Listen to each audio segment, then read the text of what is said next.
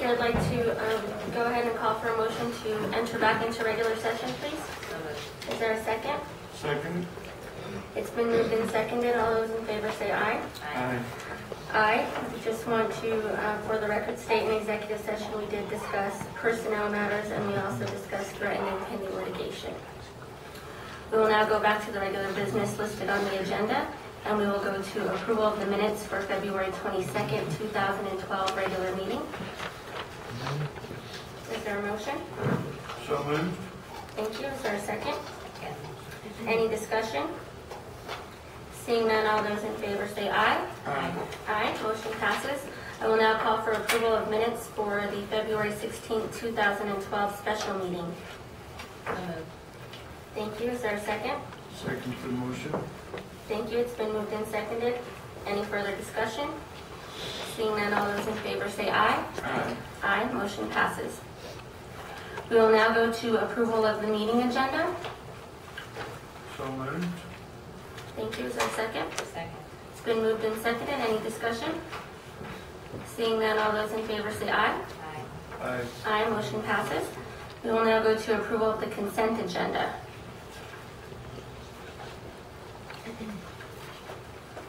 A motion for approval? So moved. Thank you. Is there a second? Second. It's been moved and seconded. Any discussion or questions? Seeing none, all those in favor say aye. Aye. Aye. Motion passes. We will now go to public requests. If there's anyone in the audience that would like to speak for 2 minutes on any subject not currently listed on the agenda, this would be the time to do so. Okay, thank you. We now will go to department requests and reports. Item number 1 will be department updates. Oh, you raised your hand. Sorry, Cindy. Oh, you don't go ahead, Cindy. I know you got Run.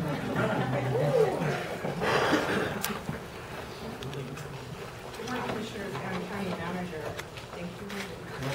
Thank you, Ruben. Thank you, Cindy. If you're going to do a department update, just maybe we could just kind of streamline it. If you guys just want to sit in the front row in order of who's going to go next, that way we can just keep going.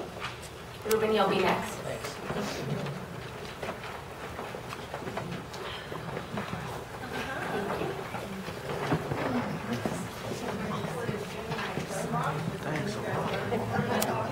We'll just be back.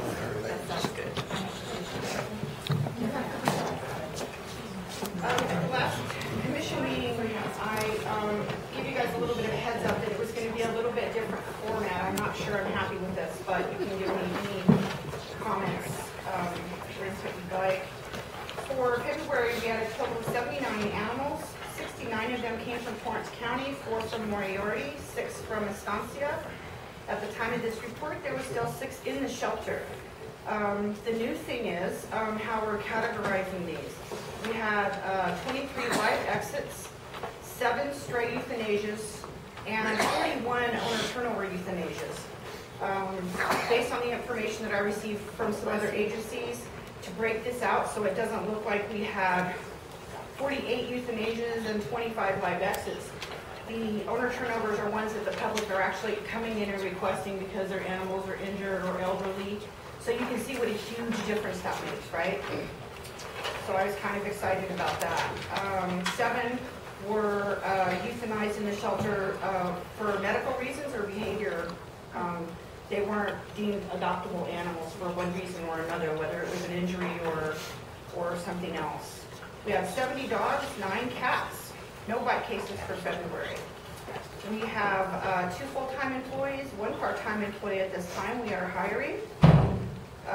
We brought Jonna Cedillo in on January 10th, and she's working out fabulously. We're still hitting about 5,000 views on our pet finders and our Facebook and our Adopt a Pets, so that's really wonderful for us. And at this time, still just waiting to get some blueprints and things for the new building and moving forward with that. That's kind of all I have for you today. Any questions? Any questions? I have none. I like the new report. It's very easy to understand. The other report was too, but it was, it was a lot bigger, but thank you. Thank you. Ruben? Good morning. Good morning. blessing. We just finished off 2 GIS classes that I hosted here in PSEP or Dispatch. That was very successful. I got really good reports on that from the students that were there. There were students from all over the state. So they were extremely happy with the classes that we hosted, and they're looking forward to me doing this again. Told them I'm not sure about that yet, so it was very tough in a sense. And I just upgraded some new software. Still learning it. Doing okay. That's all I have. Thank you, Ruben. I heard those classes were wonderful and that you really set a good standard for them, so we appreciate you doing that. Sure, no problem. Thank you. Thank you. Good morning, Commissioners, County Manager. Good morning. NRPCA is the New Mexico Primary Care Association, and that's where we get our funding to do Medicaid enrollment. We went to a quarterly meeting a week ago, and we were informed and are kind of excited that with the new health care initiative, they're going to utilize the framework that we use to enroll as the launch to that next year. It's in the works, and we'll get additional funding to provide that. So that's kind of a great piece of our program and the community. They expect to enroll 90% of the state's population that's uninsured by 2015. So it's going to be a big project. Home visiting, we submitted our budget is the same as last year, and we're good with that. We conducted interviews for new employees. DV, we're still working for the response, on the response to our RFP. I spoke to the state manager. We should hear in the next day or 2. They said nobody gets what they asked for, so we'll be negotiating our budget. Also, I was invited to attend the American Cancer Society. It was a luncheon, corporate luncheon, and they would like us to work kind of in the community to help organize a team to attend a walk in April. So I'm looking at doing that. Our car seat program is averaging 10 car seats a month, which is really exciting. And I don't want anybody to forget our health and safety direct on the 24th. It's from 1 to 4 at the Civic Center in Moriarty. Any questions? I have none. No, thank you. Thank you. Thank you, Melanie. Good morning. Good morning. I got any reports.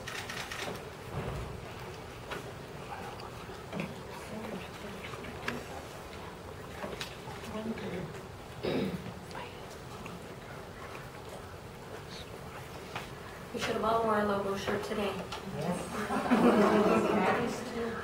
Awesome. Thank you.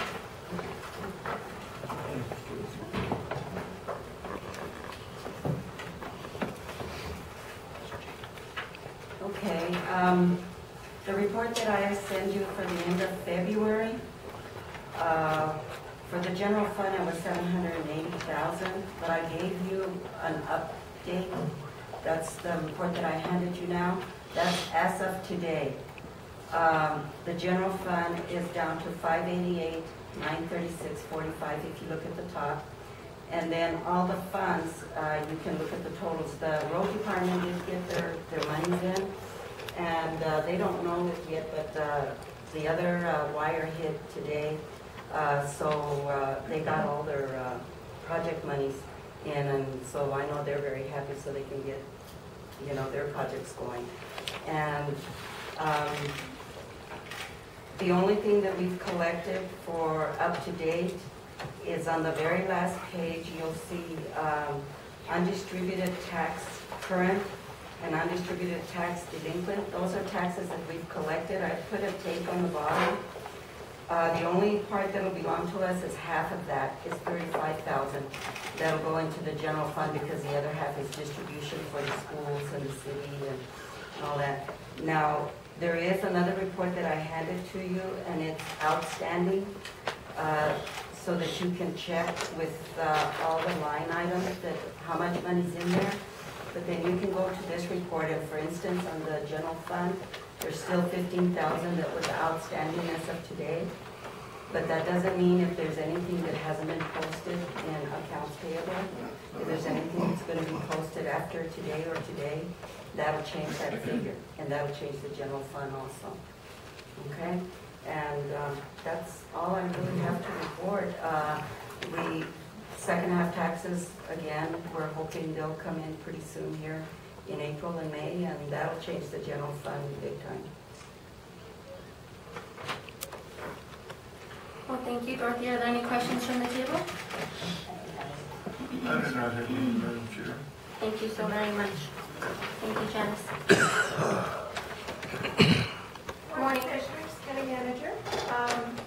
I'd like to report first on the Drug-Free Communities Program. We, along with the other members of the Substance Abuse Prevention Task Force, hosted the Spring Youth Leadership Summit at the Civic Center last week, and it was a very successful summit. Michael Barker did most of the facilitation, and the summit was centered on creation of social media and marketing for positive messaging. And so the kids actually worked with Michael to create a Facebook page with 3 separate links, and the topics were to work on substance abuse, bullying, and adolescent or teen pregnancy issues. And so that is up and running on Facebook, and I would suggest that you, if any of you are Facebook aficionados, go to Facebook and take a look and respond when you have the opportunity. It means a great deal to them. It was a very successful summit. Michael is a wonderful facilitator, so we were really happy to see him in operation as a member of the team. And next time I would hope that you could all be there. April 23rd will be the annual Community Substance Abuse Forum. That will also be at the Civic Center. And we are going to be centering around the issue of prescription and over-the-counter drug abuse, because that is beyond an emerging problem in our community. It is an epidemic problem throughout the country and throughout the state, and is certainly increasing in incidence in our community. And so we really need our policymakers there, as well as our provider network, to help us brainstorm on how we want to address this, and we will have some knowledgeable speakers on hand also. So the public is all invited to attend. We do registration and light breakfast from 8:30 to 9, and then the summit itself will run from 9 to 11:30. So if you can be there, please do. Yesterday, not yesterday, the day before yesterday, Billy Clark, who's the program manager for the Teen Outreach Program, attended an all-day mandatory state training for top programs, and the state adopted the top program as the model. So she was in Santa Fe for the day. It was basically reviewing the model itself, the program requirements, and designed to ensure fidelity to the model and some standardization of programs. So that took place. On the juvenile justice program, we have some not so good news and some relatively good news. The not so good news is, for any of you that did not hear, the governor vetoed by line item the $490,000 capital outlay appropriation for a multipurpose youth center. So that money is no longer on the table, regretfully so. At least in our perspective, regretfully so. So we will begin to work on other strategies. There is a strategic planning committee meeting on this Thursday at the CYFD conference room. That will be from 12 to 1 or 1:30 at the very latest. And then the strategic planning committee will be making some decisions on moving forward, and there will be a full board meeting to which we invite all of you, since we had talked about a joint meeting at our last commission meeting. And that will be on the 29th of this month at 12 noon in courtroom 2 at District Court. So if you can be there, that would be wonderful. Did you say that was the 29th? The 29th.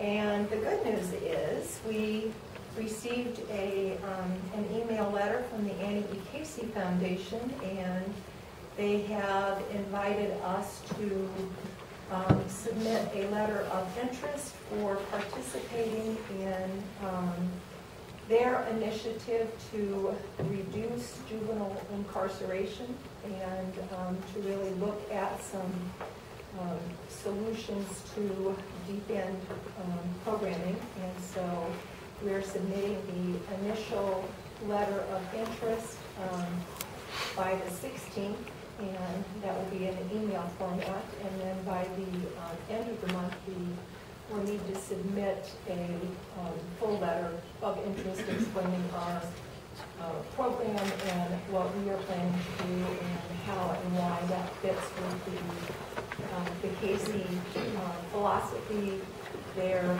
program, and their priorities, and also why we would be able to do data collection and analysis and be a full functioning partner of a national initiative. So we will be working on those initiatives. I did notice that the Torrance County Juvenile Justice Board request for a vehicle is later in the agenda. From the board's standpoint, I think we would prefer that this be withdrawn at this time until we have a more solidified agenda moving forward and a firm timeline, which we should have by the middle of the next month. And I'll stand for questions. I'll start. Thank you, Pat, for your presentation. So the letter of invitation that was received from the Casey Foundation is what we needed to let us go ahead and put the letter of interest in then? It is. It's a selective solicitation, so you must be invited to apply. It's very positive. It's very positive, yeah. Thank you. Esther is over the moon. Good. I don't have any further questions, Commissioner. No. Okay, thank you, Pat.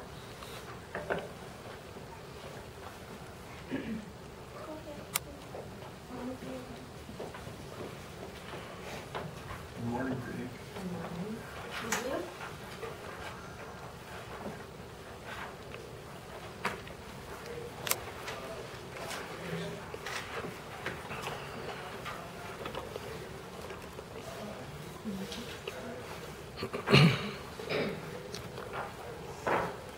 Good morning, everyone. What I'm giving you is just a rough draft. I apologize, I don't have any of the final one done yet. Our notices of value are at the printer, and they will be mailed out on March the 30th, and all property owners will have the 30 days until April 30th to come in for any exemptions or questions or any appealing of the valuations. This is what we have put in.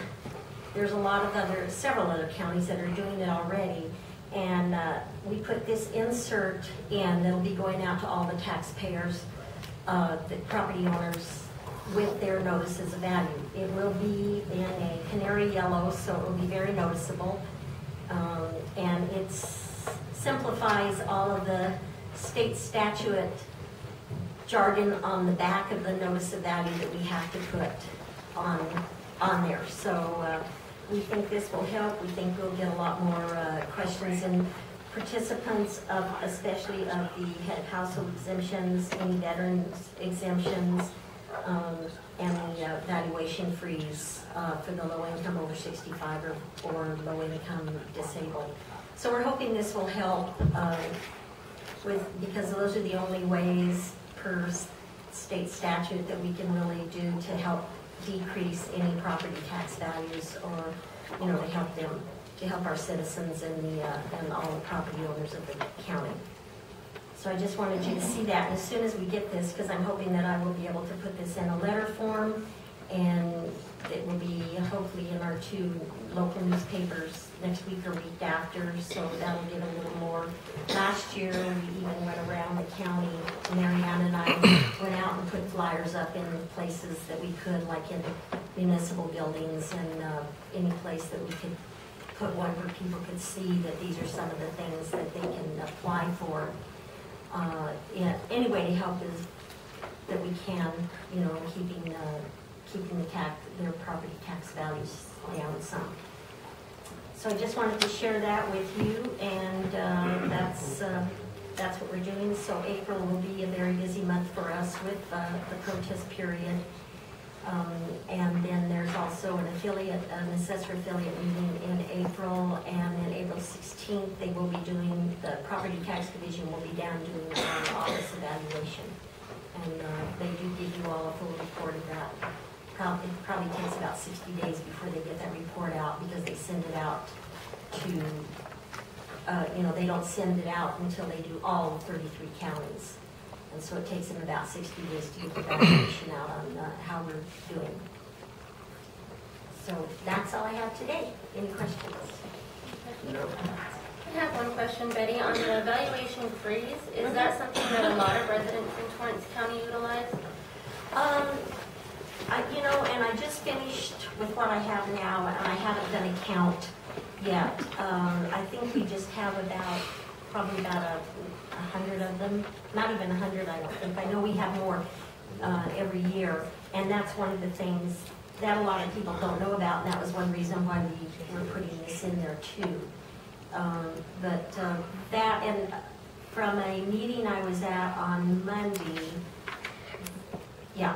I was at a luncheon meeting, and the Cabinet Secretary of the Veterans Affairs was there, and his presentation showed that we have 2,102 veterans living in Torrance County. And I know we do, and I would say I don't know how many of them are actually property owners and reside in their homes here in the county.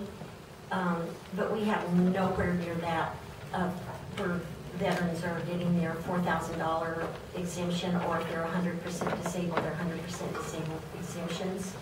And I don't know how to reach those either. I'm going to be talking to the Cabinet Secretary and at least get to his office and ask them if there's something we can even give out to their different offices, just statewide, for something like this, an informational thing, so that they know to go to their county assessors to ask for and get their $4,000 exemption, for example, and then especially the 100% disabled, because they don't pay the property tax, they only have to pay the soil conservation tax, which we're also getting rid of that too this year in this county at least. And so there's a lot of ways, and we don't know. That's why we're just trying to get out as many ways as we can. I think this is an excellent piece of information to mail out, especially the valuation freeze, because I know a lot of people that could benefit from that. So I'm just going to read it real quick. Valuation freeze. If you are 65 years or older or permanently disabled at any age and had a total household income of $32,000 or less in the prior tax year, you may qualify for a property valuation freeze for your residence. Application must be submitted along with proof of income and/or age and disability. Freezing your valuation will help minimize increased property taxes, and you must reapply every year. I think that's going to really help educate when you send these out, because you might have applied for it, but you may not know that you need to do it every year. So I think that's really wonderful. And one of the things we have done last year, and that's really helped too, and there are a couple of other counties that are doing that, and that's where we got the idea from, is that all the people that had that freeze last year, we send out a reminder letter as soon as we get the new forms in January. And we send a letter with the new form telling them that, it's time to reapply. Because, of course, with head of household and your veterans exemptions, once they're established on your account, you don't have to do anything about it anymore, because they stay there as long as you own the property. Do they have to come fill out that form here, or could they have some blank forms maybe at the local VFW posts that they could pick up there and, encourage their members if they qualify, or do they have to come get the blank form here? Well, no, they have to get a certificate from the Department of Veterans Affairs with their DD 214, thank you, never can remember that one, I apologize. But they have to get a certificate from them, and then they bring it to us, and we have to sign on the back of it, and, to get that one set up. So, and that's a good idea too, because we could put like this even at places like that.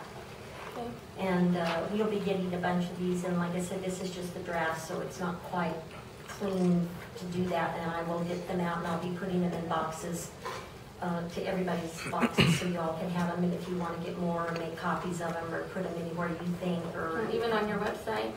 and this form, we can put this on the website as well. Yeah.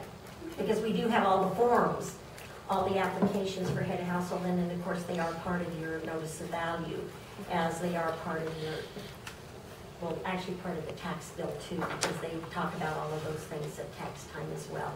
They aren't, on your notice of value, you can tear off part of the notice of value and send it back in to us with an address change, or that you want the head of household, or all of that, and we can work from that as well. So we just keep trying to educate, because we did find over the years, and a lot of the counties are doing it now, because a lot of people don't know, and it is difficult to read. Well, first of all, the print's so small, which I can't read them very well on the all the statute information, and then I'm sorry, it's kind of legal jargon, and it's hard to understand, well, what does that mean? So that's why we tried to simplify this, and we're trying to get it out a lot more. Great, thank you, Betty. Thank you. Betty, before you sit down, I'll get some questions. Thank you. Okay. Just to have a better thought process, on a $1,000 exemption, I know you have a $2,000 and a $4,000. On a $100,000 home, how much does that give you a discount on your taxes? The $2,000 exemption, it's around the $50 range. Around 50? Yeah. Okay, So, and then on 4,000, It'd be $100. about $100 on that, and then of course the 100% disabled vets, it reduces their value completely. Okay.